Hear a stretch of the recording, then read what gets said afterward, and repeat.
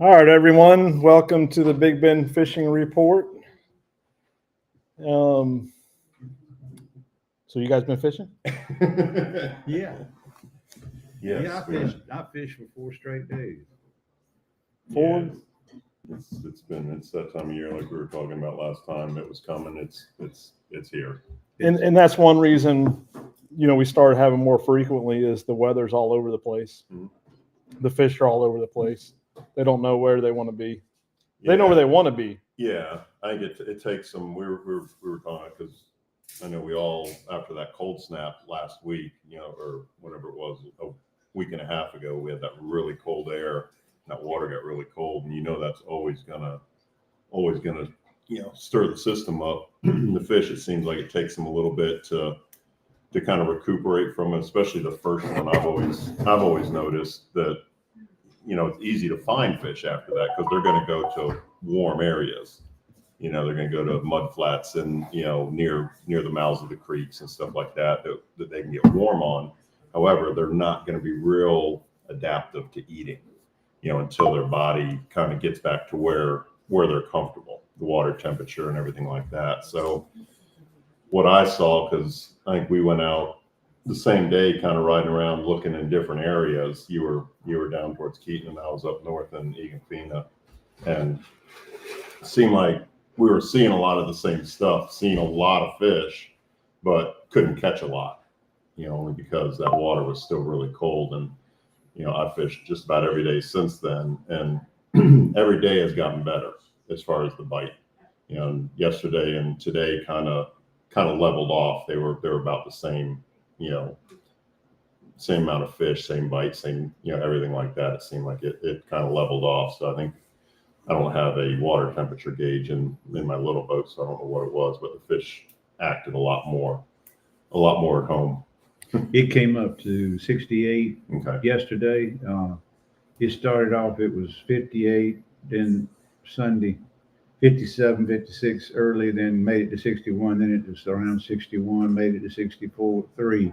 64 made it 66, and then yesterday it was 66 when I turned the corner off the jetty, and was 68.8. That was the warmest I saw. So it probably made 70 degrees today. So let me ask you a question. When you get these cold fronts that come through like that one did and really cool the water off, there's always a day or two after that the fishing's just tough. Just because the fish are cold for the most part and they got to adjust to what's happening to them. What tides do you change the tides that you really like to fish on those conditions? It depends on when the tide hits, because it doesn't do any good. The falling tide is good if you have a high in, say, 9 or say 10 o'clock to 2. If you have 10 to 2 high and that water starts to fall, then it'll bring that warm water back on to fish that are chilled and that are trying to warm up, and it will give them a nice warm sauna, and there'll be a feed. But now I fished the incoming that we did not catch 3 keepers a day, yet we got our limit of 10 fish 3 out of 4 days. The first day, Sunday, or let's see, you take that back. Monday, I said, let's go catch black sea bass and not beat our heads against the wall on these trout on this incoming, because the colder water, the incoming tide is colder water than is present if they're at low, say at 2 o'clock, at 10 o'clock in the morning. Mm-hmm. But the main reason why we didn't have a bite on the incoming was it was flat and slick. It was slick for 4 straight days. It was. And the outgoing tide always, or 95% of the time, we have a southwest wind on the falling tide. So as soon as that breeze came up, I could go right back where I couldn't catch a keeper and catch keepers, as well as all the shorts that were in there. But the reason that you catch more shorts in the open Gulf after one of these fronts is the size of I probably shouldn't do this, but the mass of a 1 pound trout is half of the mass of a 2 pound trout. So it takes this fish, she's caught me, it takes this fish twice as long to warm up as that one in the same, if they were 2 feet apart. Mm-hmm. And so you're not going to get a bite from these fish unless everything's perfect. And that means oxygen, warmth, and current of that oxygen. And the falling tide has been the stronger of the two. So there's been twice as much water volume moving on the falling tide. Now that's improving this week. It's going the other way. Now our incoming is the bigger peak of the tide, the tide flow chart. Now, I'll give a different perspective. So you're out. Yeah, Oh, yeah. you're Deeper. going to have my perspective. So my perspective, the way that I fish, I like the incoming. Let that shallow water heat up. Those fish come in with the tide, and they get on those rocks in that mud flat, and they start warming up. Now it's typically a little later on the incoming, so that they have time to warm up. It's the second half of it. And the flip side too is a lot of those bigger fish that take longer to warm up, they stay in there. Well, you've got 65 to 68 degree spring water there. So those fish are already warmer than anything I fished for Right. 2 days. So you've got an advantage of that. And now as the sun's warming up and you fish the northwest and the west sides of that creek, that water in that creek would be 3 degrees, 4 degrees warmer on that side because the sun's bearing on it all day. And, that's where the fiddler crabs are for your reds. So the reds are already on that side feeding. But So what I noticed the last few days so what was it? Monday and Tuesday it was so cold. So I fished Thursday, Friday, and then again, Sunday, Monday, all the way to today. And because we had we had pretty good low tides. Okay. I didn't fish out of my airboat at all. I fished out of my small boat, and I couldn't get into the creeks I wanted to get in right away. So I fished out over where there was some rock over in some shallow water. Well, the first 3 or 4 days, we caught very few fish. We caught a couple little trout and this, that. And then as soon as I thought I could get into those creeks, I got in there, and I noticed what Kenny noticed.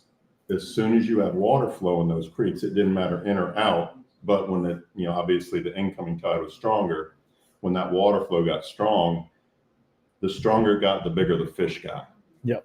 And they weren't coming. I don't feel they were coming in from the outside because we were pretty deep. We were 2 bends in the canal I was in. So I just feel that, we were throwing to a corner, and we were catching little rats, and smaller trout. We catch one good one every now and then, but then an hour into that tide, all the redfish became slot fish, and the trout went from 13 to 16 inch trout to 17 to 22 inch trout, consistently. So it just kind of makes me think, it's like, why do those bigger fish wait? Are they waiting on the water flow? Are they waiting on the temperature? Or is it actual depth? 2 things. One is salinity. You're forgetting that the fish that are trapped in those holes when that water's not coming in there or hasn't been in and then turns around and goes back out is too fresh. And so you'd have to measure it with a hydrometer for the specific gravity to get what the salinity is, and that's too much trouble. But that's what's going on. Salinity is in that process of oxygen, salinity, temperature, and current. And the oxygen is the current. It's not, the fish doesn't like the current, he likes the oxygen that it provides. So you've got those 3 variables, and it is a completely different picture than what's going on in the open boat. Right. I had a friend who's a biologist, and his brain is set to count. We caught 61 fish. Mm-hmm. Now we had eight keeper trout, and the balance, basically, I think we had 6 black sea bass. So the point was, we caught plenty of fish. We didn't have any live bait at all. We caught everything artificial. But the smaller fish would hit the bait before, if the big one wanted to, he didn't have a chance because they were so They're aggressive. The little ones were just jumping all over you, and you could go court or you could go without. Mostly we did without, and we fished unweighted all the way to 8th ounce, depending on the amount of water that was there. And we had 2 or 3 colors that were preferential, but. Well, I know today it seemed like today was like the the breaking point for me, as far as catching fish on the outside and catching fish in the creeks. This morning when we started, you know, I'm in the same area up there. I'm in, you know, 2 foot of water, and it's over rock. And we caught a lot of nice trout. And we actually caught a handful of sea bass, you know, nice sea bass in that, you know, in that 2 foot of water in that area. Caught some flounder, and, you know, we could have stayed out there and made a nice day of it.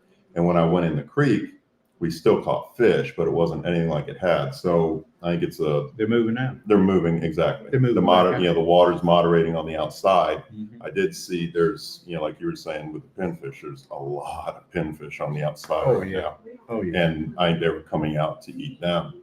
But, you know, it's one of those times, I think right now, especially the next few days, because we've got, you know, we've got big tide swings that, you know, I think you can get it, if you can get in the creeks, you can do good until the water gets up. And then you just, you know, I've just been moving to the outside edges and just basically bouncing points. Now, see, yesterday, I kind of had the opposite. You know, yesterday I started out looking for bigger redfish. Mhm. You know, we were on the platform, and I seen a few smaller trout mixed in with the redfish. But the further I went back in the creeks, the better the trout got. Well, I told you that one day I found that big group of them. And then every day I'd go back, they were farther and farther out the canal or the creek. So, and Toward the Gulf, you mean? out. yes, Okay. yes, they were coming out. They were 1,000, they were 2 corners in on a big mud flat. And then I went back to them the next day. They were at the next corner out, Right. you know, in a hole, and they just steadily moved. And I just think it's, you know, until our water gets, you know, Colder. yes, until it gets to a point where the fish adjust to it, I think they're going to move, and they always will all through the winter anyway, but they'll get to a point where they just kind of stay in one area when their bodies get to, it's like us getting into a cold shower. Did you pay attention to what they've been eating and who had been eating when? What fascinated me was everything we caught early in the week. I'm just trying to still figure out the salinity. That was new to me. Well, the reason that your bite doesn't last 3 or 4 hours in a creek is because your salinity goes one way and then it comes back and goes back away again. Yeah. And so those periods of time, if you knew how much water was there, you can use depth at the same place, but you'd have to mark it. You could say, okay, well, this is when the salinity gets here, because the colder water coming into the creek from the Gulf should slow them down, and it doesn't. No. It Invigorates invigorates them, right? And that's oxygen and salinity. But I did pay attention. I cleaned a few of the redfish. I found one redfish that had probably 8-inch lizardfish in his belly, which surprised me. I've seen them in there before, but not that big. Most of the reds didn't have anything in their belly. The trout all had little, you know, it was little stuff. It was little crabs, little minnows. There's the creeks up between Econfina and Rock Island are loaded with those little glass minnows. Those little minnows that'll go in about the size of that Yes. straw. Yeah. They're also down toward us. Yeah. I saw them in the mouth of 4 different creeks. Yeah. But the trout had those in them. So I'm sure they're, you know, And when so, they get the so while they're energy. on that silhouette, I was throwing the Elite Shiner, the P&V, and the little regular. Well, I threw regular the sea shed. I mean the tattletale too, but it's not as small as those two. But those two, and I noticed that this was crazy. When I caught little trout until the pinfish bit the tail off of that Elite Shiner, and then I caught my keepers when I didn't have a paddle tail on that bait. That's how much difference it made. Oh yeah. If he lost that ½ inch of that tail length and that, then he said, "Oh, that's what I'm eating." So I'm gonna throw out a little tip here. People are paying attention. Mhm. This is the time of year I start switching to very small baits. Yeah. You know, 2.5-inch paddle tails. So something I do too is you can do it with any of the baits, but I'll take the little johns and I'll cut an inch off the front. Mhm. You know, make them about a 2-inch bait. You can do the same with the PVs. In fact, we did it. I had a client of mine, Chip, fished with me for 2 days, beginning of this week, and What color did your creek fish So key on? that's what I was just getting to. I started off with I don't have the fish. I started off with I was using like a mangrove red Little John, and I can't remember what Chip was throwing, but anyway, I wasn't getting bit, so I went to the kitchen sink, which is gold, silver, black, and a clear body. I mean, it's all glittery, and I started doing very well on that. He switched to a root beer and chartreuse trout trick Z-Man lure, Mm-hmm. and he cut it down to about 3 inches, and he proceeded to wear me out.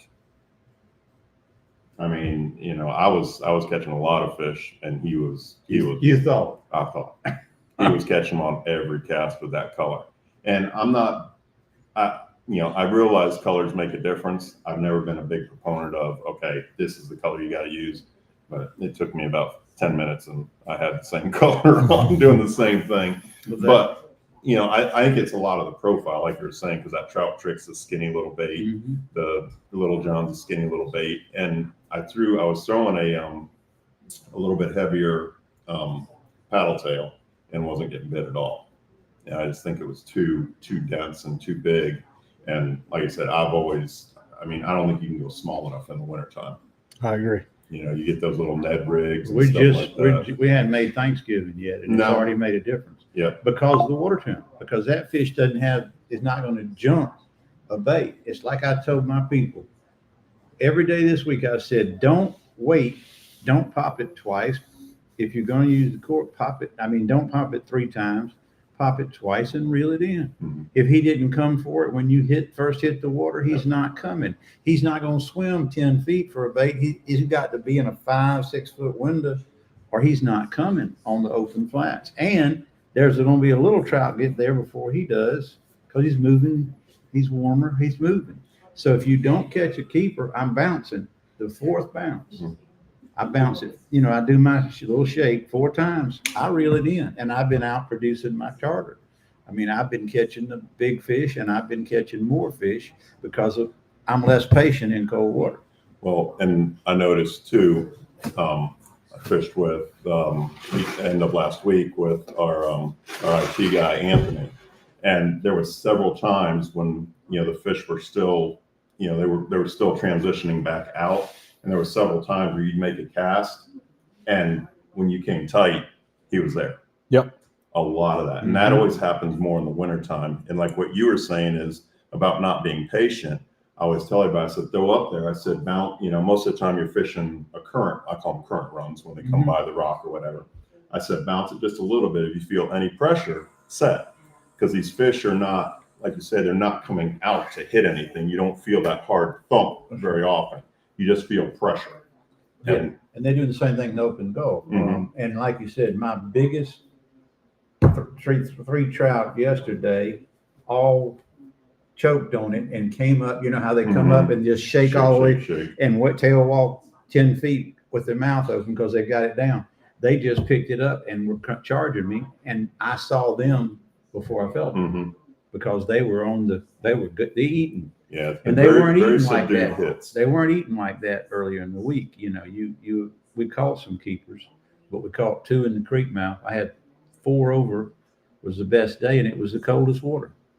But we've been averaging 2 or 3 over slots. But obviously there's not 20 and 30 and 40 of them stacked up like they are in the creeks when y'all get into that. Mhm. But those fish are probably leaving. And here's another thing. We had fish that had not been eaten yesterday. Of the 10 trout, 2 of them had been eaten. Go back to Monday, all of them had been eaten. Tuesday, all of them had been eaten. I mean, their stomachs were stretched out like they had been gorging Mhm. themselves in this cold water. So you can't talk yourself out of the next front. If you go ahead and fish and figure it out, they're feeding even when that cold water hits. Oh, yeah. Now they may take a shock and back up like y'all saw them, because the hell, that was a 25, 30 degree drop. Yeah. And that was the And that's- day after. Yeah, the next day.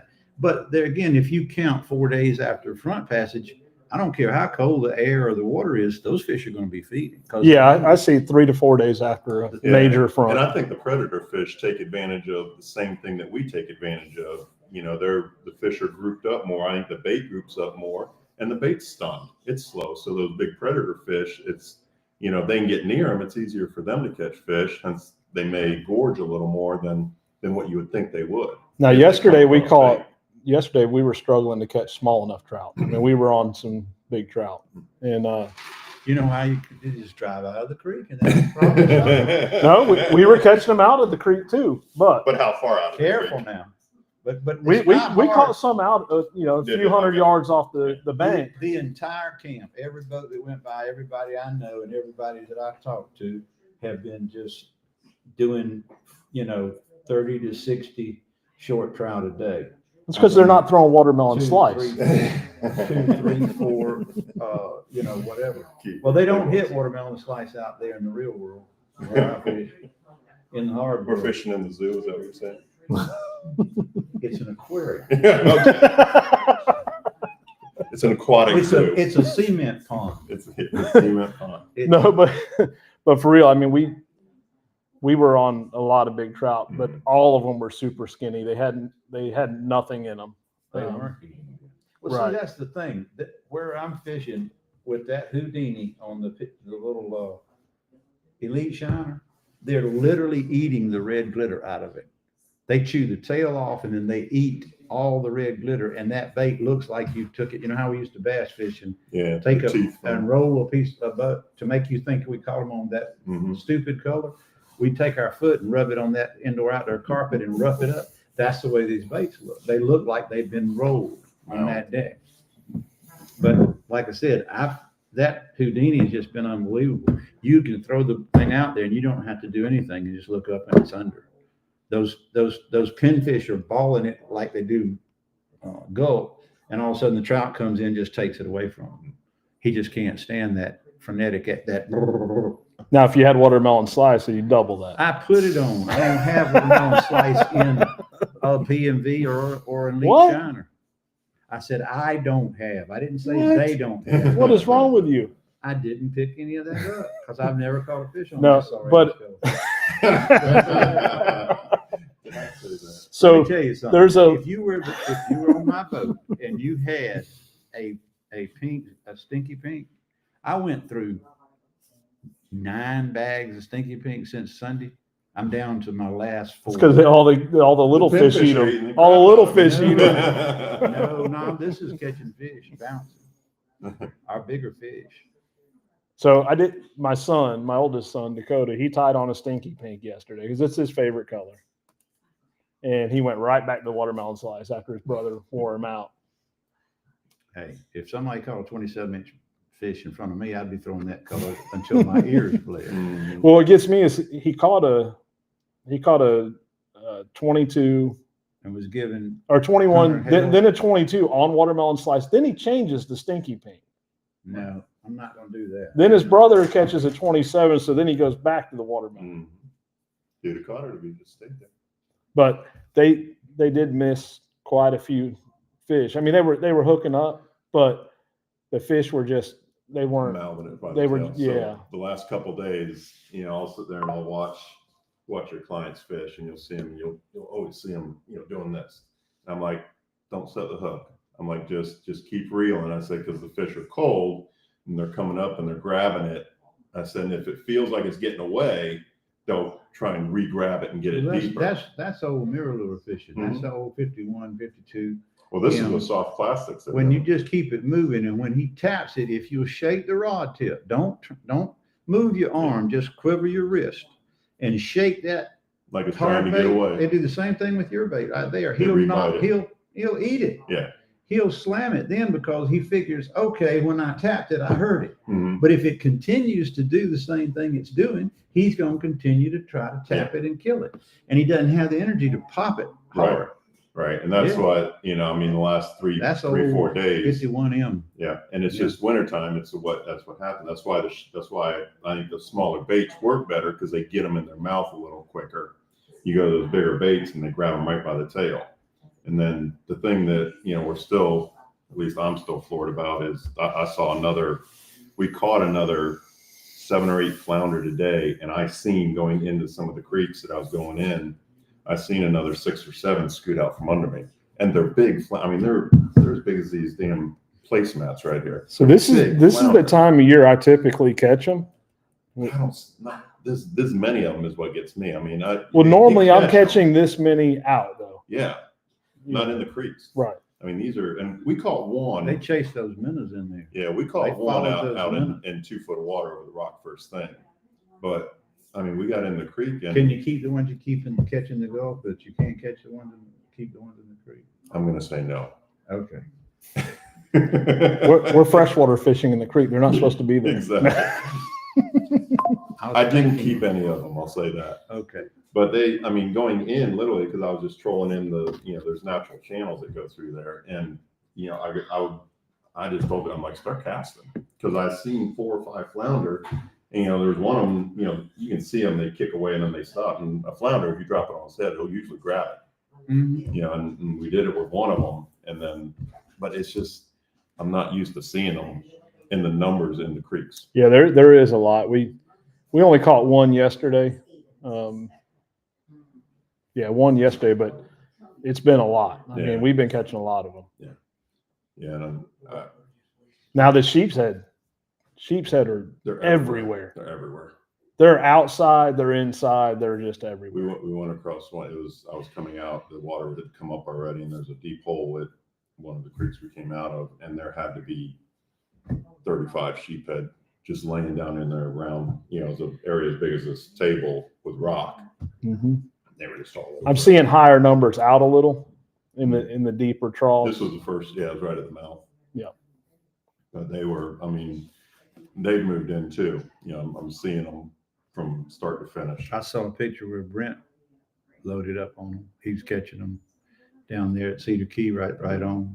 So I saw some pictures of Asa over at St. Yeah. Mark's. Asa's Right. Asa's He been loaded wailing the on front of the boat. Yeah. Had them all on the front. I of the didn't boat. envy him because he had to clean all that. So I saw speaking of that, Aces. since you mentioned Cedar Key, why don't we go ahead and talk about the reports throughout the region, Yeah, and then we'll get back on yeah. some of this so- chatter if you want to start it. Yeah, we obviously Big Bend, we cover a lot of areas, so we talked to some of the captains down there. I talked with Danny Allen in Cedar Key, and he said the water temperature down there had actually warmed up pretty nicely. He said he thought it was in the low 70s when he was out last. He said the trout, I told him to tell me exactly where everything was, but he wouldn't. Funny how that happens. But he said he had trout that were scattered all over. He said they aren't bunched up anywhere. He said you can catch them inside the creeks, just kind of like what we're seeing. You can catch them outside. He said the size has been, you can get a limit of keepers without much problem. The redfish, he said, pretty much the same as what we're seeing in this area. That, on the low water, there's a lot of fish in the creeks. As soon as the water comes up, those fish move out and start getting on the outer edges around some of the hard points and stuff like that. And he said they're doing well on artificial. He said you just got to be a little more patient with it. But he said live bait, shrimp, pinfish, and that kind of stuff is king right now. He said cut bait has been really good. He's he's catching mullet and just cutting them up. And he said the cut bait's working really well too. I didn't say a word. Kenny started to. He said as it gets colder, as the water gets colder, like we were talking on the incoming tide when it cools off, he said they tend to get real picky. He said you can catch them on artificials as long as that water's comfortable. He said as soon as it started to get colder, he said that's when he went to the cut bait or the live bait because the fish got real picky. See, I do the opposite, but I finesse it more. Mm-hmm. Yeah, and like he was saying, it just, it depends on your fisherman, as we always know. You get somebody that knows how to work a bait, you can make them catch a fish.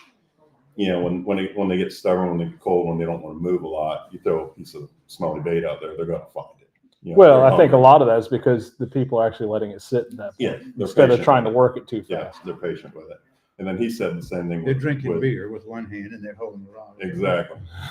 He said the sheephead are, every dock piling down there, and he said there's sheephead all over the place down there too. So it's that time of year. So that's Cedar Key. Yeah, that was Danny Allen down Cedar Key. All right, so we'll move north a little bit to Swanee, and I have a report here from Sean Walker, Captain Sean Walker, and so he said it's on fire in Swanee. Water temps around 70 degrees.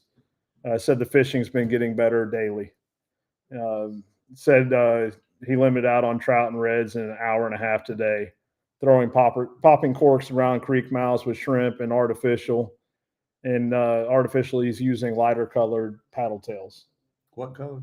He's just said light colored paddle Oh, tails. light. I didn't hear the word light. He said in about 2 to 4 feet in clean water. And then we'll go to Horseshoe. And so Brent, he sent a picture. I couldn't get pictures to load this for some reason. Again, I gotta contact them. So he said, So it's a big overslot red. Yeah, The so- man's holding, and it's a healthy one. It looks like a Louisiana fish. So Captain Brent Woodard, the Horseshoe Beach report said fishing has been as good as it gets for us. Trout are in every spot they should be. Some days got to work for them more than others, but still getting quality fish in the box. Some of the better trout fishing in a couple of years for us. Redfish are right there with them. Been fishing mainly on the bottom up until yesterday. They wanted corks. Any shrimp imitation bait works really well. The redfish in this picture was caught on the small glow voodoo shrimp. And I asked him, I said, what are you using for trout? And are they on the flats, creeks, or creek mouths or in the creeks? He said, definitely in the creeks.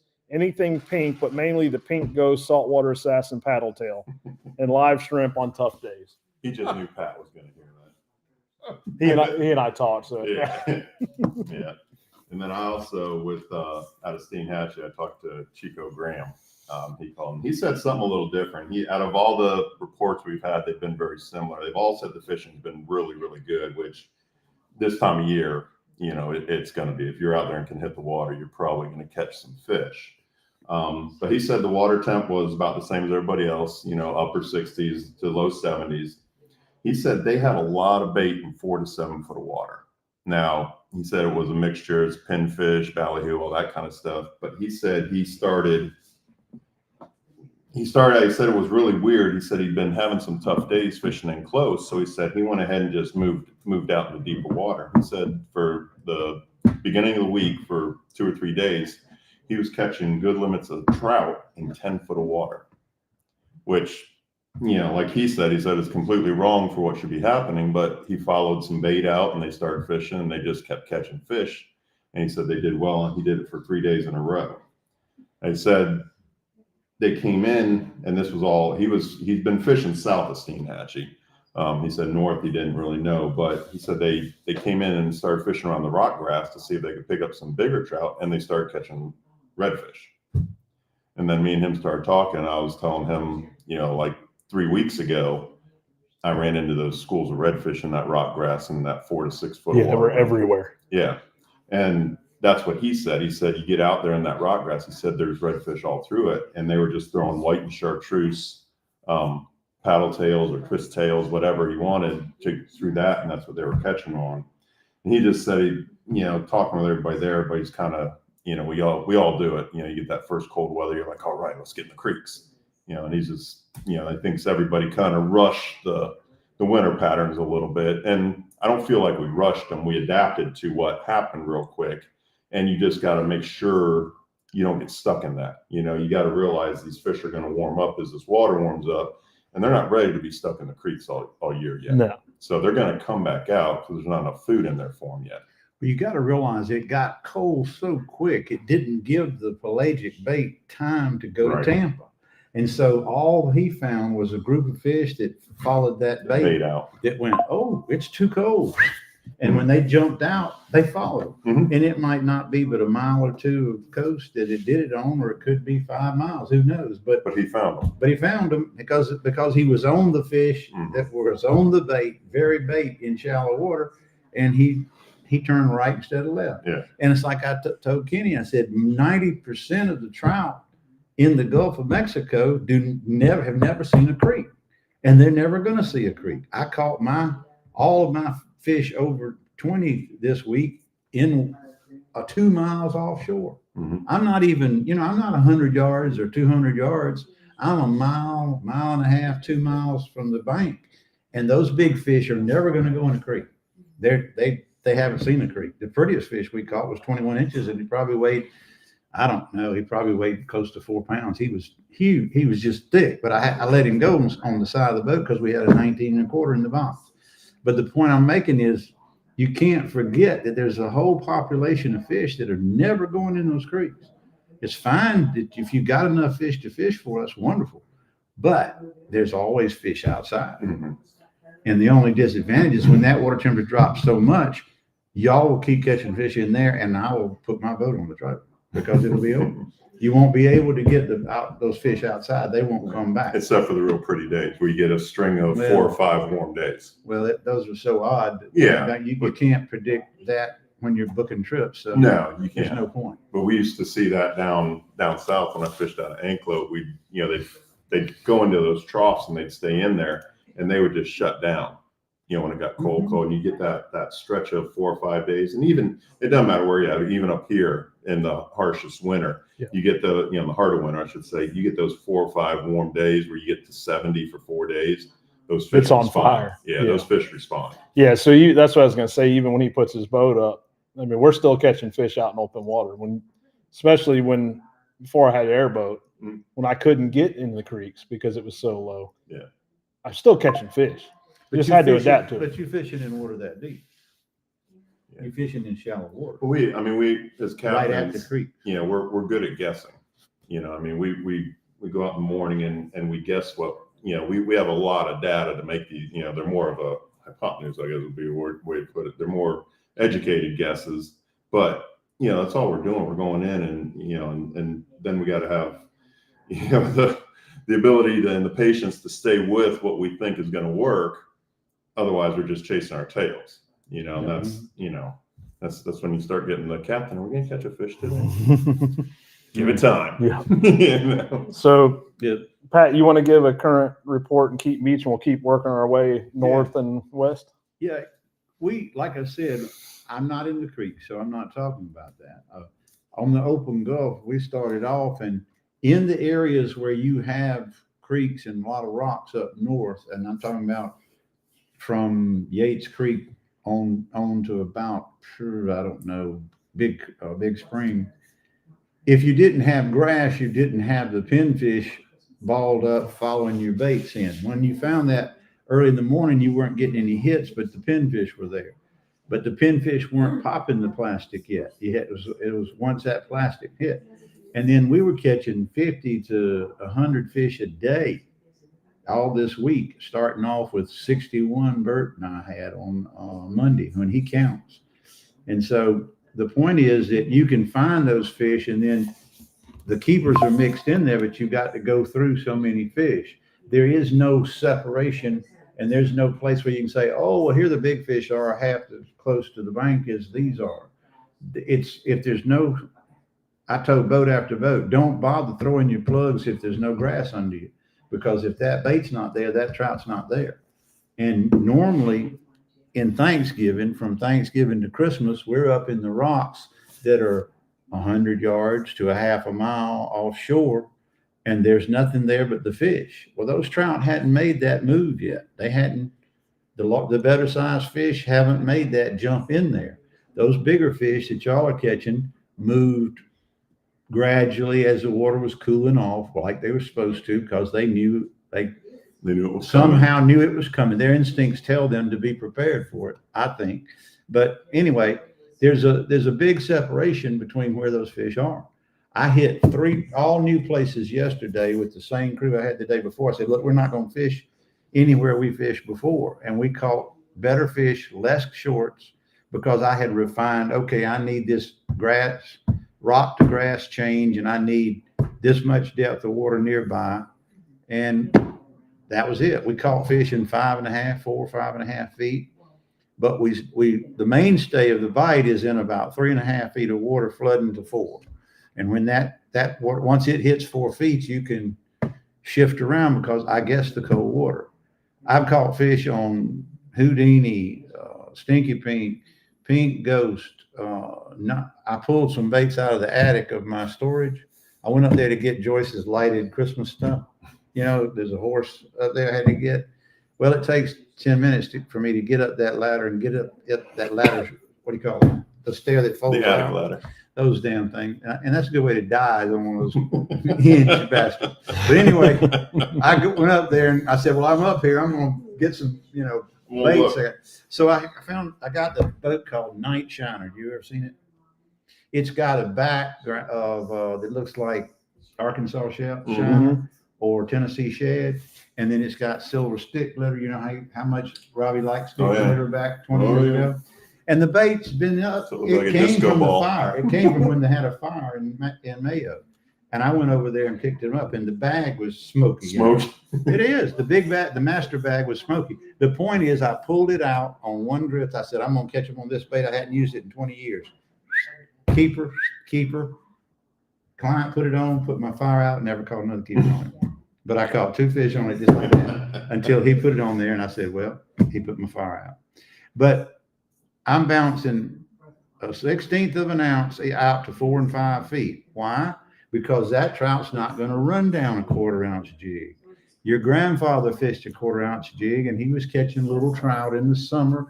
And so you can't throw a heavy jig, boys. You've got to go to the store and buy you a 1/16, an 1/8, and a 1/4 if you get out in deep water. But you don't need 1/4 ounce jigs, and even under the core. But I'm talking about bouncing. And Bert builds a Gamakatsu thin wire, crappy wire size, okay? And it's got a little BB size, and it's a true 1/16 of an ounce. Mhm. And they would hit his bait, his jig, and they would not hit Assassin's 1/4 until later that afternoon.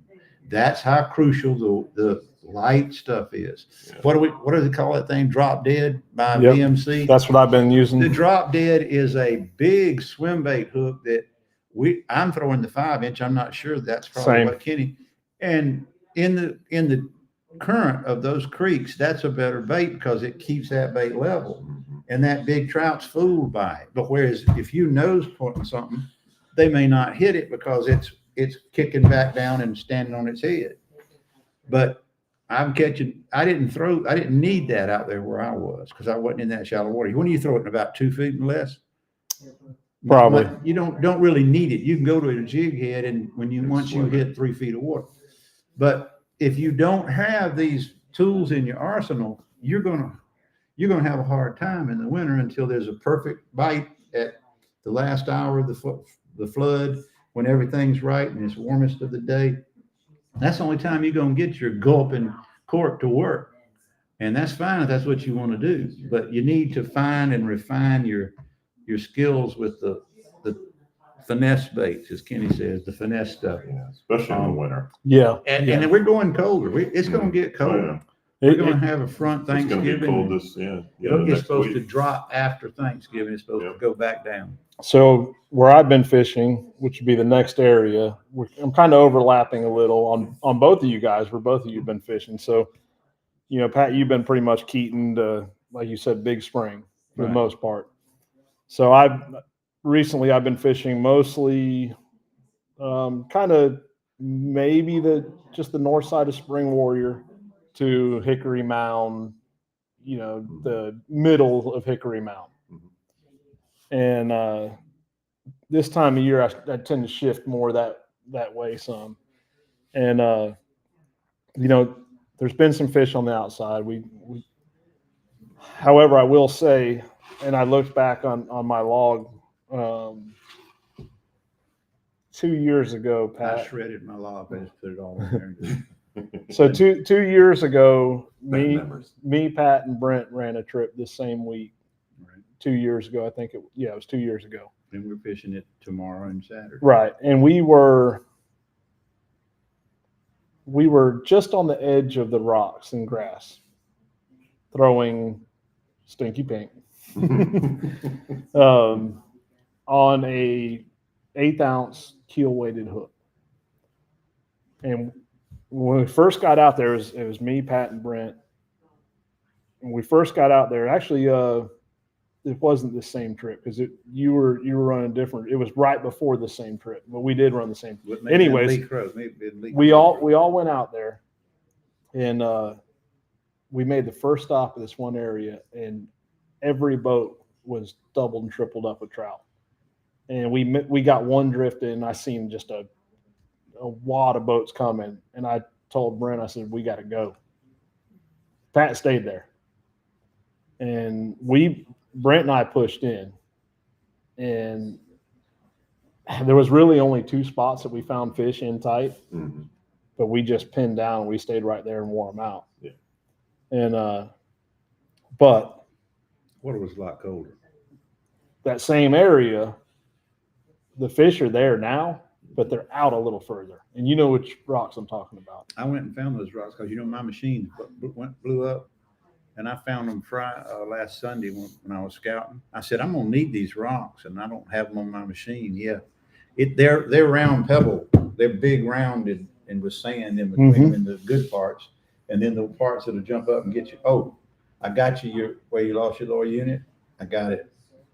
The top of it is as white as it's right here. And it is not the one that had the pipe on it. And there are no other rocks around it.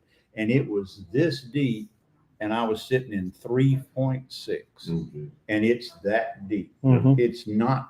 It's right at 10 inches below the surface. Well, I know right where it is now. And I punched it up. I got it for you because, fellas, I wrote on there lower unit killer. That's what I named it. Yeah. But so current, I mean, there's fish out there like he's talking about. But I've been stubborn, staying in. And of course I found fish. We did find some good fish. A lot of that comes from style. Right. That's what you like doing. Right.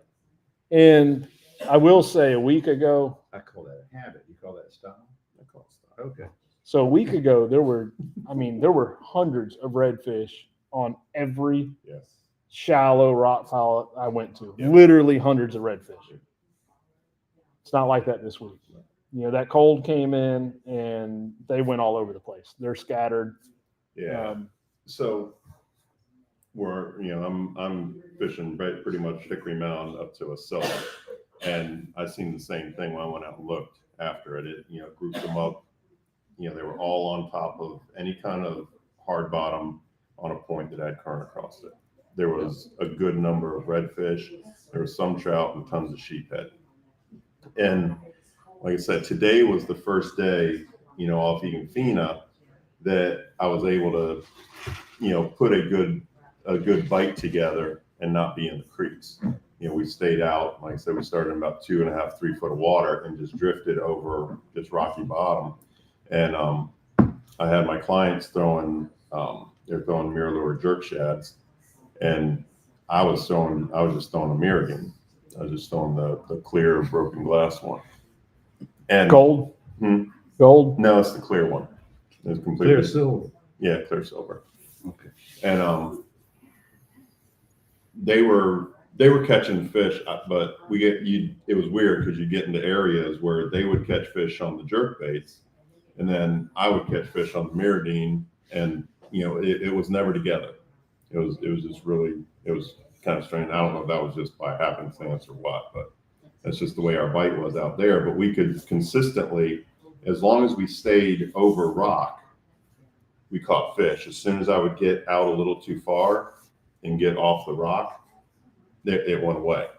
So we made probably 3 drifts, and like I said, every drift we caught 8 or 10 nice fish, and a couple sea bass and stuff like that until we got in. Y'all haven't mentioned or addressed the color of the water. What's your clarity? It's clear. Crystal Okay. clear. It is with me too. I just didn't know if y'all had some color up there. No, the only even in the creeks, the only time, and I think it might help the bite too, when that water really starts flowing hard, you get the dust. A little kick up. Yeah. A little kick. And like I said again, I'm sure it's many factors, but the bite seems to get better when it gets that way. Mm-hmm. But when you're out on the outside out there, that water has been crystal clear. In fact, on Tuesday, we pulled up to an oyster head on a point, and I was throwing that Mirrodine again, and Chip was throwing he was throwing that trout trick.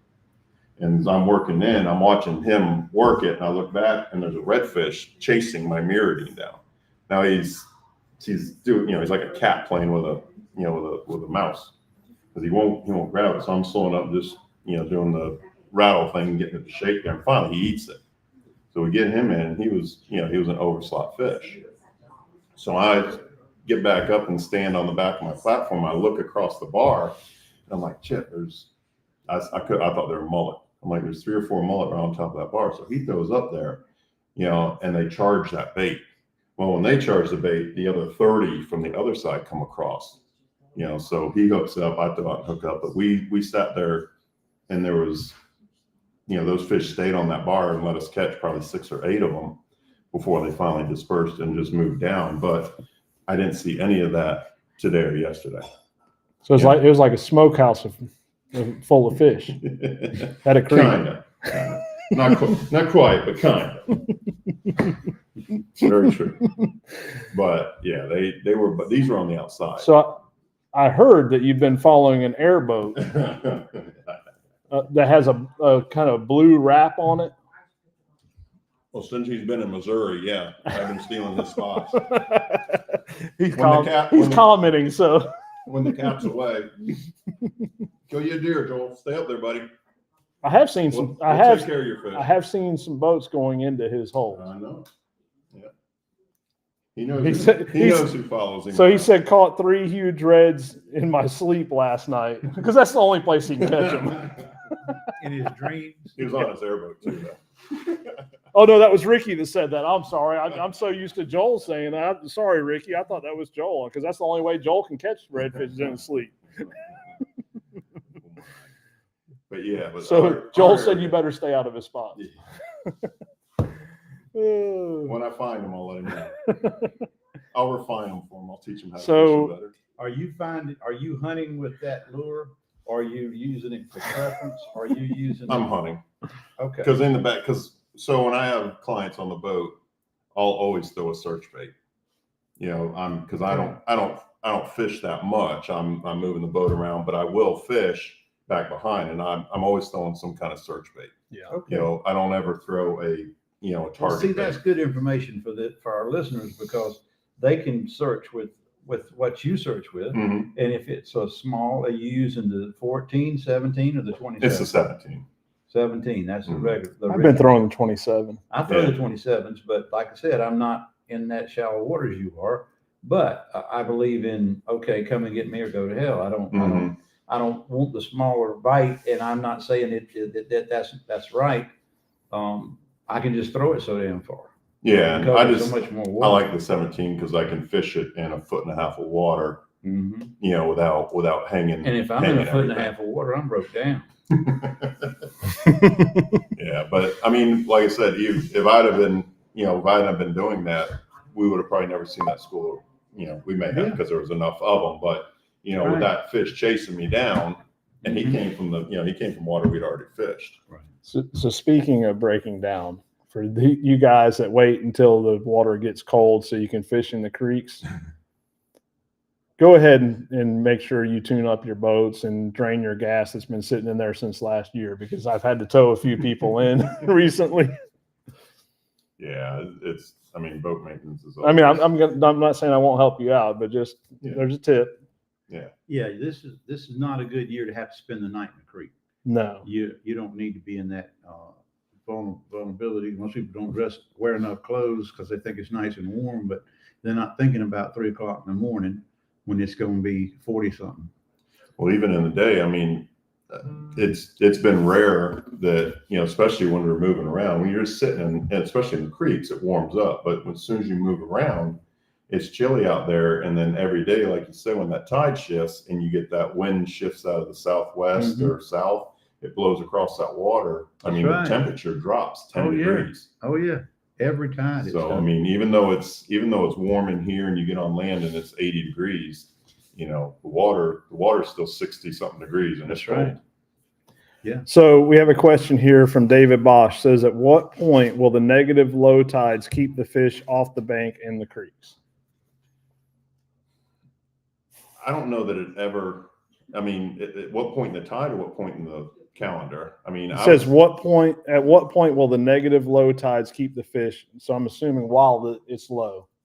Yeah, obviously there's no water there. They can't be on the edge, you know, but I think in mid-December, you know, probably, you know, depending on the weather, you know, this year it could be the first week of December, Yeah, I'm thinking so. you know, but I think when you get, you know, we've had some big negative tides, but we're not to our big negative 1.2s, Couple more 1.3s weeks. yet. Yeah, the full moon in December is when we're going to have those real big tides. And I think once those hit, I think the fish that are going to go in get in there and they kind of stay. You know, except on those, you know, when you get the big, you know, we'll still have some 3.4, 3.5 high tides on the other side of it, but I don't think they ever venture far from the creeks that they're around, because I think most of their, especially the redfish, change from eating fish to eating crustaceans. And most of their food is right there where they want it. And I don't doubt trout don't do that too, except for the ones that never come into the creeks. You know, the trout that go into the creeks have to adjust too, because that's what's in there for them to eat. So I would say mid-December is when when the creeks become very consistent. But even then- what temperature is that? Or are you just talking about the moon tide? I'm just talking about the moon tide. But, I mean, but even then, I think what he's asking is, you know, at what point will it keep the fish off the bank and in the creeks? So even when we have those, like Pat said earlier, you're still going to have fish on the outside. Mhm. Well, today we're having He- a minus 1.2. Yeah, even It's on this new moon. And Right. yesterday was the lowest tide. It was 1.1 at Keaton. And you could see all that material we didn't pick up. But even what I was going to say is those fish will still be out there. They're still going. So even with a 1.2 tomorrow, there's still going to be fish on the outside. Yeah. So I don't. What So- you have to do is push out. Obviously, the fish are going to push out with the water. Right. But they're still going to want to be in that general depth that they've been in. you need to know where the structure is offshore. You Right. need to know where your rocks are that at high tide would be in 5-foot water are now going to be 1.5 feet of water. You need Yeah. to know where those rock piles are, because those fish that stay on the outside are going to relocate to those. And then the other thing that I've always found, and it's been from fishing from Florida all the way to Texas, all the way to North Carolina, is redfish, you know, especially fish that you know, are, I don't want to say pressured, but that are fished, don't like boats around them in shallow water. So even if you see the fish up there in 10, 12 inches of water, those are the hardest fish to catch. They really are. I mean, if you want to do that to yourself, have at it. But if you give that water another, you know, 45 minutes to get another foot deeper, where those fish are in, you know, 18 to 23, 24 inches of water, those fish become much more approachable. And you can throw lures at them. You know, the splash doesn't affect them like it does in 8 inches of water. Yeah, we got in on them a little early yesterday, and they were very, very skittish. Yeah, they just, But they're not comfortable. I wasn't trying to catch them at that point. Right. I was trying to See them. see them. And, you know, where I went to a spot where a week ago there was 100 fish there. Yeah. There were 4. Yeah. And I think that's the biggest mistake a lot of people with the real skinny boats make, is they try and get in too skinny. Can I say something? You can. I'm going to interrupt. I always tell people that fishing our coast is about what you sleep under. People say, what are you talking about? I say, well, there's a security blanket of what you feel safe to go to sleep. Do you sleep under a sheet and a spread, or a sheet, a spread, and a blanket? And some people are 1, some are 2s, and some are 3s. Well, and when it comes to fishing, I call it a foot of water. Here comes your cover, and the water pressure down on that fish in 1, that's a bonefish. Well, we don't have any, so we're going to scratch a foot of water, and that's what you're saying. Scratch it. Don't try to catch it. 2 is a redfish, and 3 is trout. Now, I'm not talking about staying in the shallow water. I'm talking about that trout. The majority of the population of fish feel comfortable if they have 3 feet of water over their head. When you mark the bottom on your machine, you're not marking the grass. It may be 12 to 14 inches. So when you read 2 feet, it's actually another foot deeper than that, at least, and usually 1.5 feet. And so those fish are easy to catch. I don't mean that you can't catch one shallower, Right. but it's a lot easier to catch the same fish in the same creek in 3 feet of water than it is in a foot of water or a foot and a half of water, because he now feels comfortable enough to move around and chase bait down and feed. Yeah. Am I right? I mean, Yeah. he Without a may be doubt, in that 100%. he may be in that depth of water, but it's the fact that y'all can get into a creek with that airboat and access a pool of water that's deeper than Right. the creek is going to be at high tide. Right. And It's not just- they're still got the comfort over them. It's not just. And if they don't have anywhere to go. So. Well, they're not going anywhere, so you can outlast the bite for no. If you don't know when it is, you can fish till it happens and Right. then record it. And you've been doing it for 27 years that way, or whatever. So you know when they're going to do. Mhm. And like I said, it's salinity, boom, boom, boom. And the average Joe gets there at the wrong time, doesn't know there's a fish in there, and leaves. Right. Like I said, but out on my water, if you get there at the wrong time, they're not going to feed just because you got there and you caught them there yesterday. I watched them Sunday, what day was it? We went out and every boat was sitting where the bite was that afternoon before. Mhm. They were all out off the hill sitting in 3.5. They went to And work. I went inside of them, caught our 2 biggest fish up there around the Warrior Bars. And I was the only boat that even tried to get in there. And the only reason I made it was the tide took us in there. And I said, look at all those guys. They're trying, and nobody was catching fish because none of them repeatedly Right. drift. They just stayed out there like they were statues. And the boat's just slowly moving.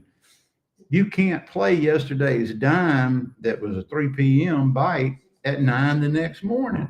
No. And they try to do it all the time. They do not understand that the tide time, my app on my phone, it has no name. It looks like a wave that a surfer. It's got a little surfer wave there, a little curl wave.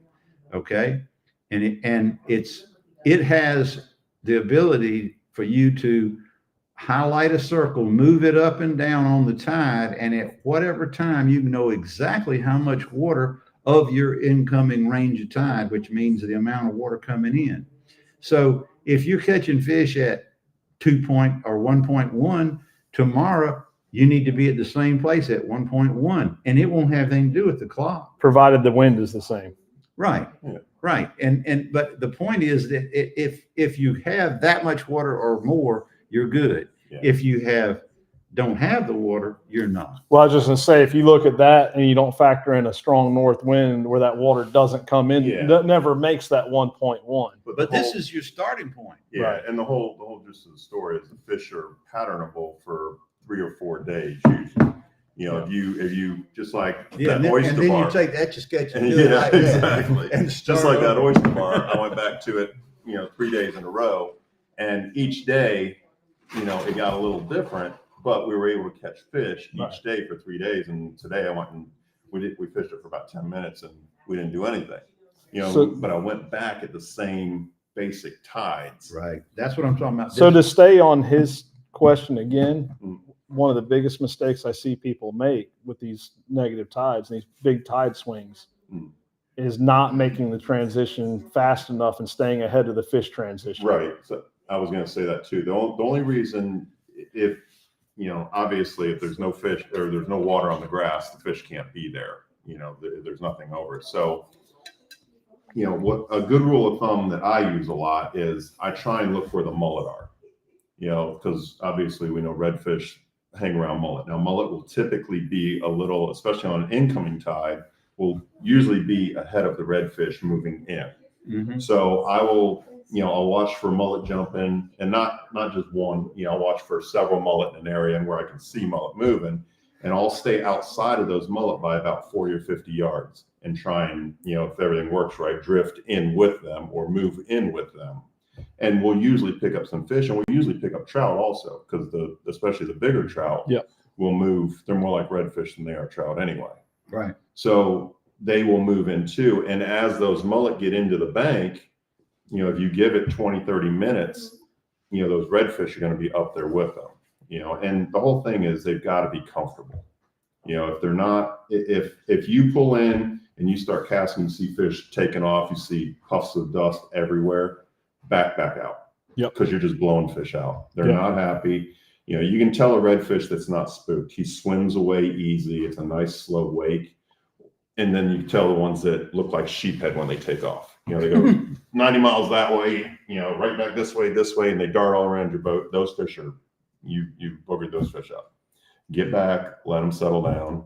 Or pin down and ease your way, because there's that's what I'm probably saying. some more Just- fish Yeah, around. just give them time. Don't rush it. Don't try and beat the fish to the bank. You know, let them get there. Let them get comfortable. You know, it's you know, they're not going to eat if they're not happy.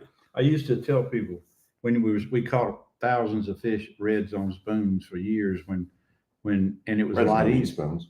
Well, it was a lot easier on spoons and spinners, the jig spinners. Mhm. And what I said is, if your boat's drifting along and you see a dust off or a takeoff, whatever you call a puff, and he leaves, make a mental note how far that is away from the boat. That is your spook silhouette. That is what your vessel, your boat, that's how far away it scares fish.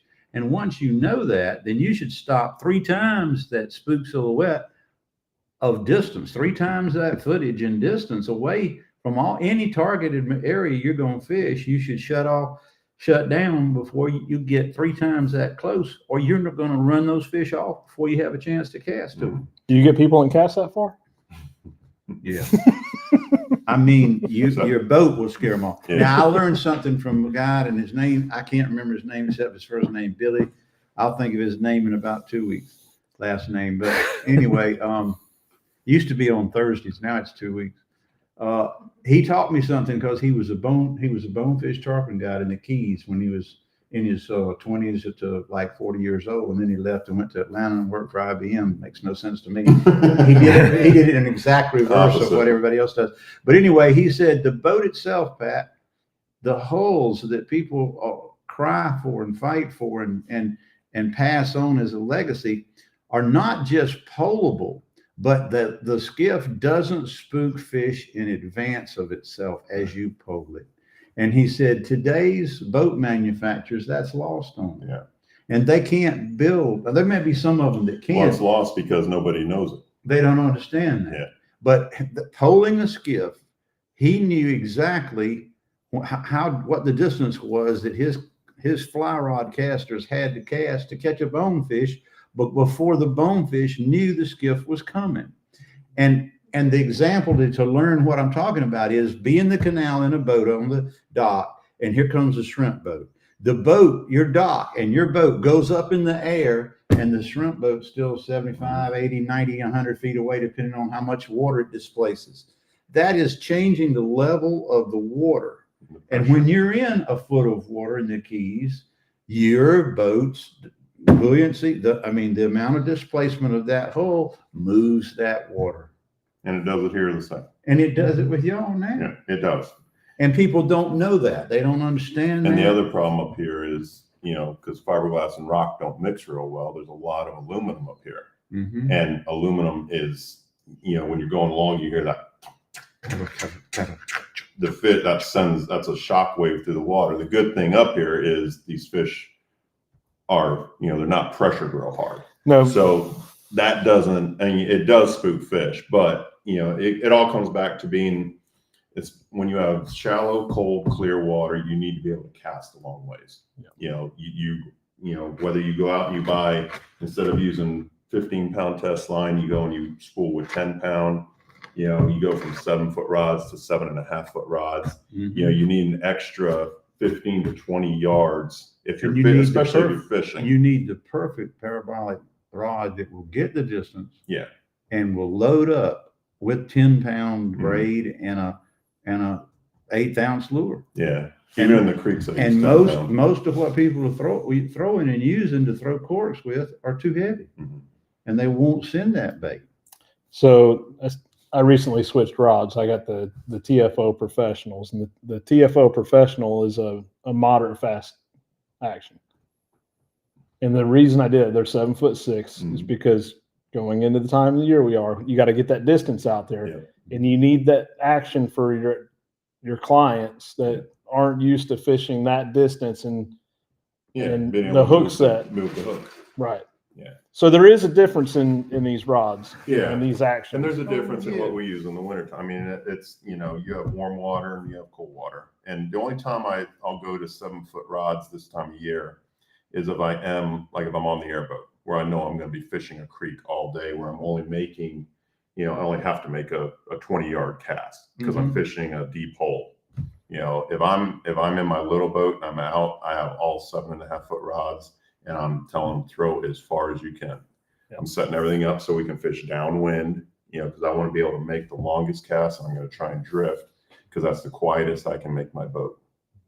And, you know, it is, as far as, you know, it doesn't matter if you're fishing St. Mark's, Cedar Key, you know, Swanee, any of it. It's all, you know, that doesn't change. You know, you can't be a bull in a china shop Right. this time of year. And when I'm fishing tournaments, I'll have a 7'10" rod. Mhm. I'll have a 7-foot rod. I'll have a 7'6" rod. Yeah. And it's all, and the main reason I have that 7-footer is when I'm needing to make a lot of accurate, Mhm. you know, casts, that 7-foot Yeah. is way more accurate. Oh yeah. Yeah. And another thing you can do is tell your clients to get a snack before, and a soda before you get in shallow water, because they're going to drop the lid on that cooler. As sure as hell, if you go in that shallow water, they'll drop that lid on that cooler. And I tell them, I said, y'all want anything to eat now. We're going to go in here. We're going to be quiet. The best one though is when they catch, you know, you pull up there and you see the redfish out there and they catch that first redfish and they get all excited. No. And you're just like, that's a nice fish. No, they Or start hollering to the person and then just around the bend here. Yeah, here they go. So you're talking about aluminum versus fiberglass. Yesterday I took my aluminum boat out. Mhm. And definitely a big difference. I mean, fish that I would have been able to get right up on and make some good sight cast to.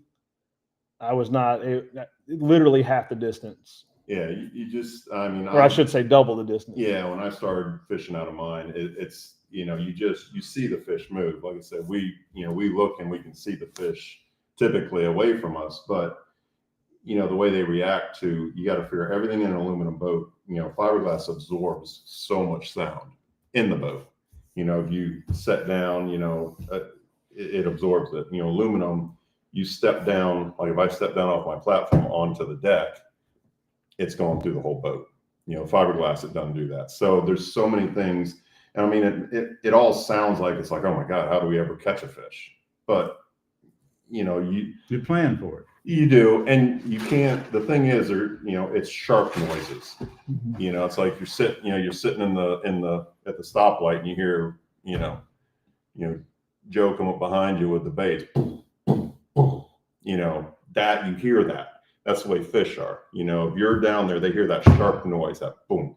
If you're just walking gently, you know, talking, that kind of stuff, that doesn't translate to them that bad.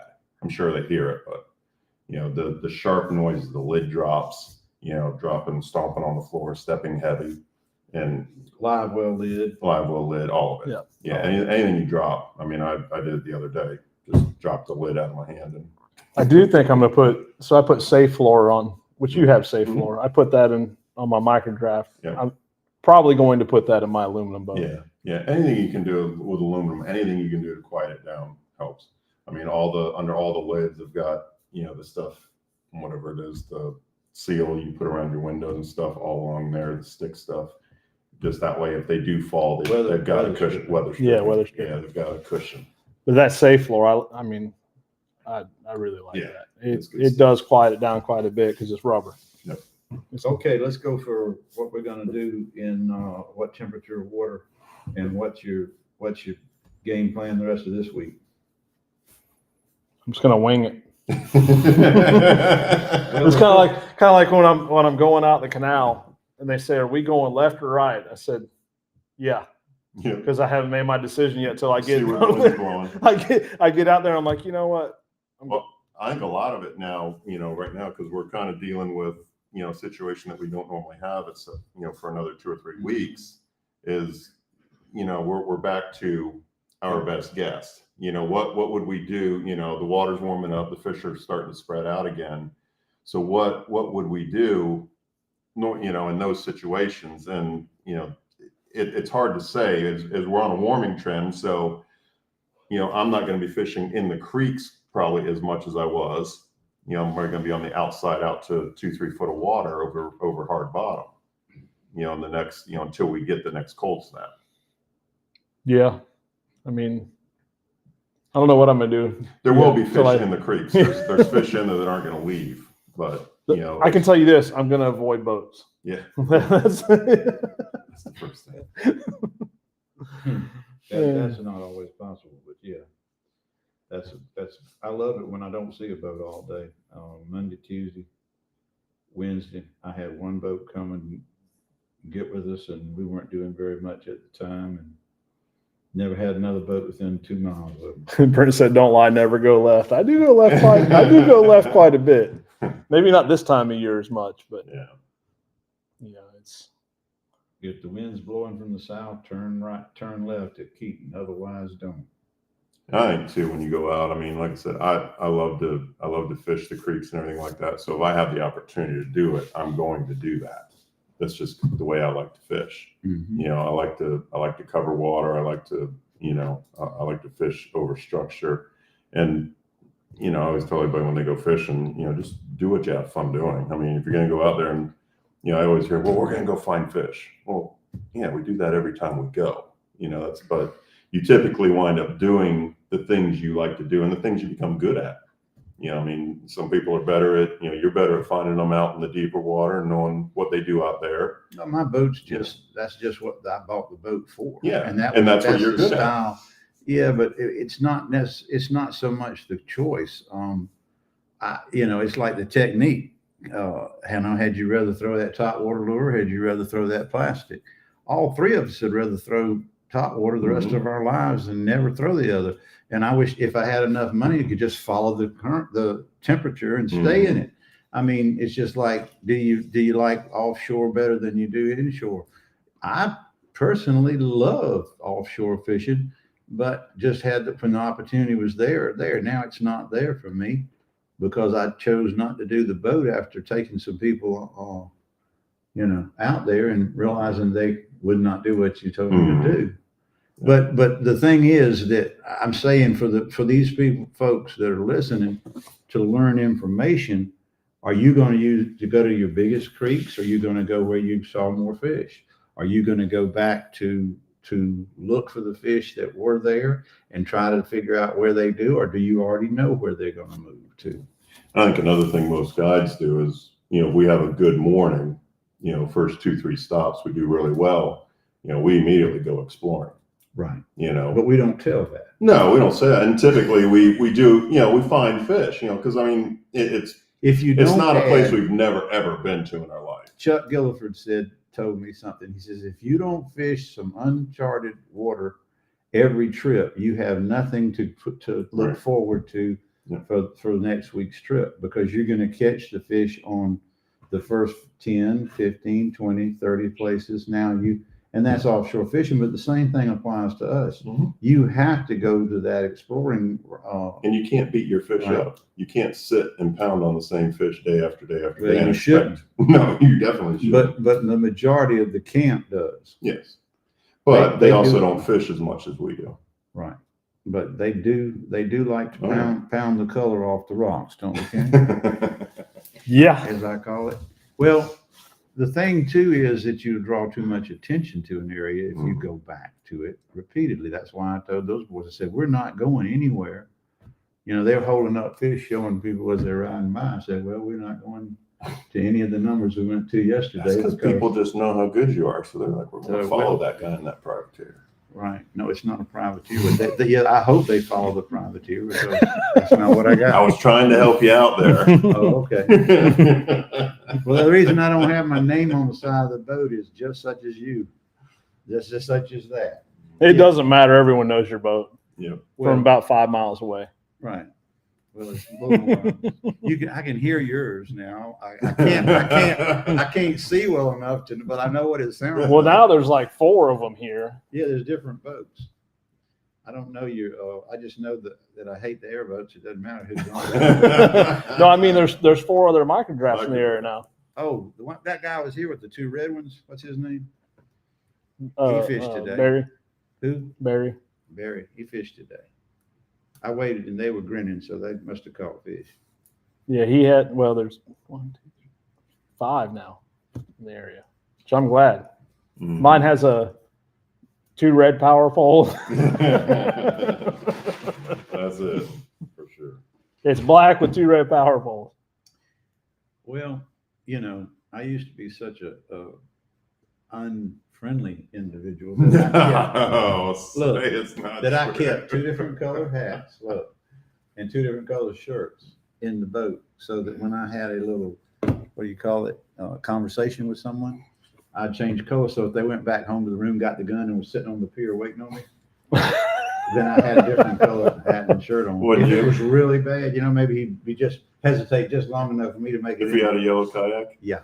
You got a comment there. Tell Pat that's Sue to the antenna. What? What are you saying? Tell Pat that's sure to the antenna. Oh, that's due to the antenna because of my short little antenna. Yeah, that you can recognize. Right. Right. Okay, Stephen, I got it. Now he's gonna go change it. If I take off and the bottom's painted and no one else's is down there, I don't think the antenna is that big a deal. When you see the black on the bottom of the boat. It's the ponytail. Yes, but I see the word Sue is he meant due to the antenna. I don't mind them looking at me. I don't mind them knowing who I am. It's when they want to come over and be friends that I'm your friend and when I'm at the dock, but not when That's why I don't talk to people. That's why Evan Snow thought I was stuck up or just an SOB, because I never speak to him. I didn't know who he was, and if you don't come over and introduce yourself, I'm not going to be friendly. And then get out on the water, and you wonder why I'm not friendly anymore. I don't know why anybody would think that. You don't have anybody at Econfina. You don't have 200 boats going out like Kenny and I do. I don't know. You go there in the wintertime. Well, not like they do it loading up 2 parking lots. No, you're right. There is a couple more there now, but that's fair.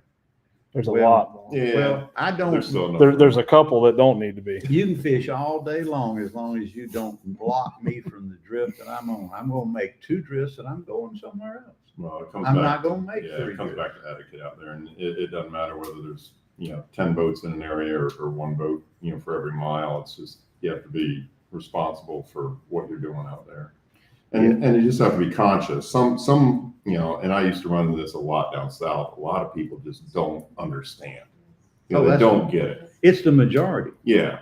So they're not being deliberate. They're right. they're clueless. You can clueless. usually tell them because they're the ones that really do bad things. Oh, yeah. And then just kind of drive by and how y'all doing? They just don't realize what they did.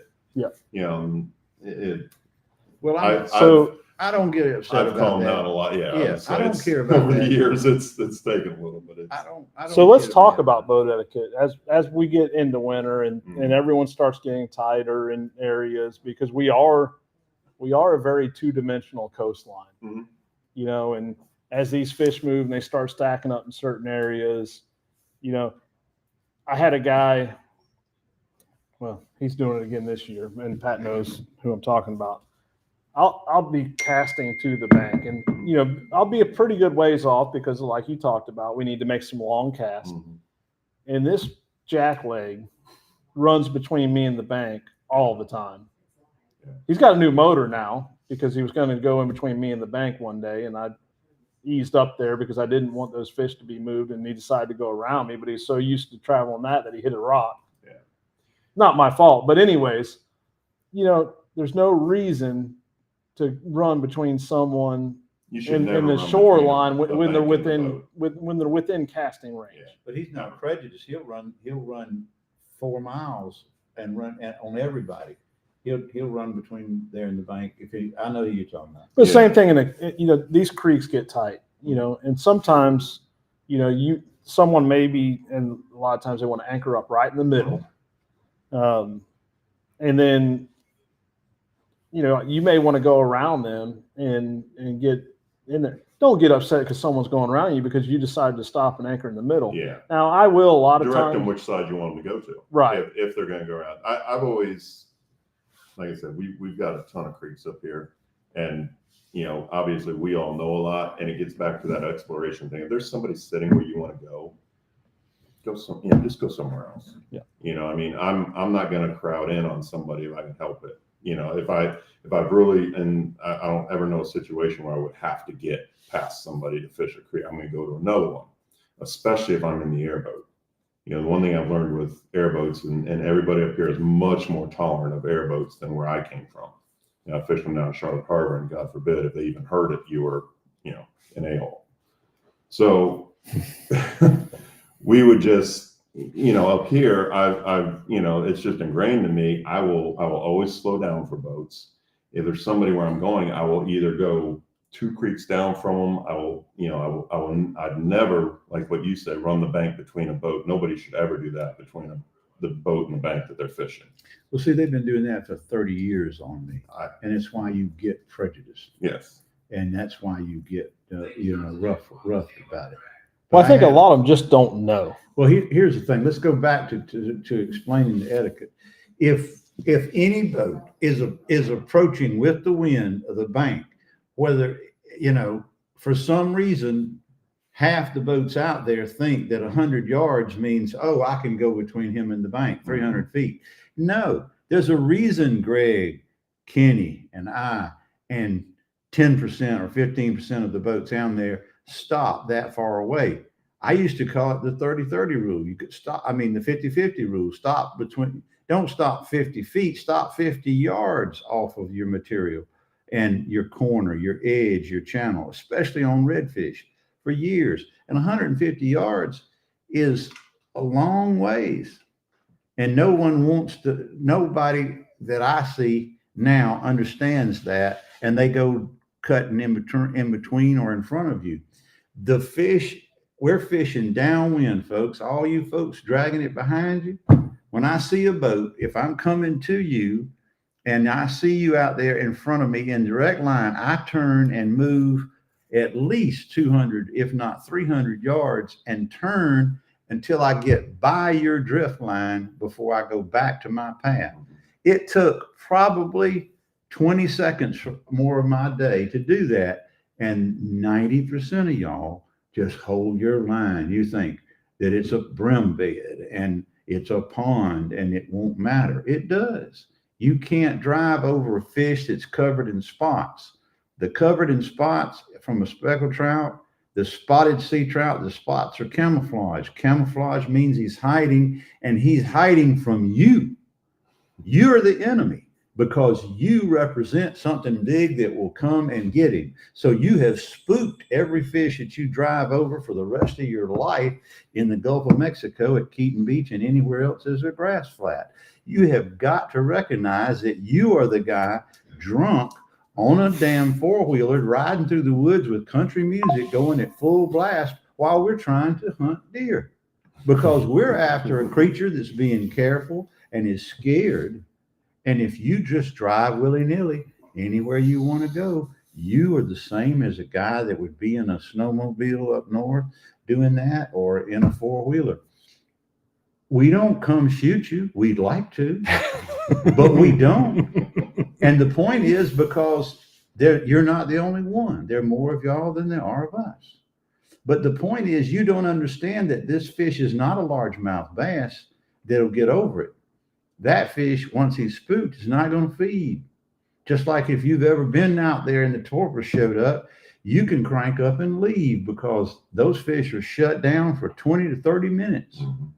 And so you are the porpoise. You are the enemy. You are the predator in the case of driving a boat on the Gulf of Mexico. So are we. But we recognize that, so we approach these fish with the drift. I stop most of the time 200 yards from where I intend to catch a fish. One, to give my crew time to bait up, rig up, quit eating the snack, go from talking on the phone to fishing, whatever. But the main reason is I don't want to spook the fish with the presence of my boat. We recognize that. We've just discussed it, about shallow. But the business of the guy that runs and jumps in front of me because I'm catching fish, well, I'm just going to crank up and leave because number one, he's earned it. It's earned it for both of us. But number two, there's no point. You can't explain it to someone that's that clueless or that selfish. They What's the typically word? don't care. Yeah, they don't care. So, I've gotten over that over the years. Daddy used to say, if he's following us, he ain't got a chance. Because we don't know what we're doing well enough. And Daddy'd say, don't worry about him, Pat. He's following us. He doesn't know what he's doing. And so you get over that part of it. Yeah. Now, like I said, the etiquette is when you're riding down the coast and you see a boat, go upwind at him, not downwind. If you're going to go around him and try to help everybody's situation, go behind him, which is upwind of his drift, and you will not have disturbed the fish that he's going to catch Drift into. next. He's drifting toward. Yeah. That is the number one problem.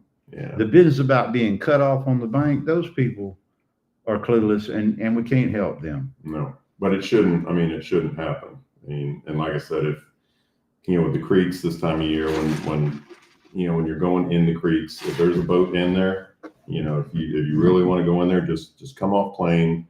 If you have a trolling motor, drop your trolling motor and go buy them. And the thing I would do if I was to do that, if they're fishing a point or something like that, just ask them which, you want to get by, which side do you want me to go on? Because typically they're fishing one side or the other. But just go to another creek. I don't do this, so I can't discuss it. But Yeah. I would think it'd just be better to go to another creek. It would be. We've got plenty. Yeah, We've got it would. plenty. Yeah, And then but there's are some of the creeks that are very popular, very big, Yeah. very wide, that people want to go Yeah. or You need to should- go through that creek to get to another You creek. should still always slow down. Yeah, You should never run by them on plane, even in the airboats. Just because we can doesn't mean we should. right. And the way to keep everybody happy is to not piss everybody off. And the other thing is with the cold coming in, the rivers, the Eganfina over in St. Mark's, it's always a big deal. Steinhatchee. Yeah, and Steinhatchee especially. It's always a big deal about everybody trout fishing in the river. And I get it. You're not supposed to be in a channel, but it's not going to matter. They're going to be there.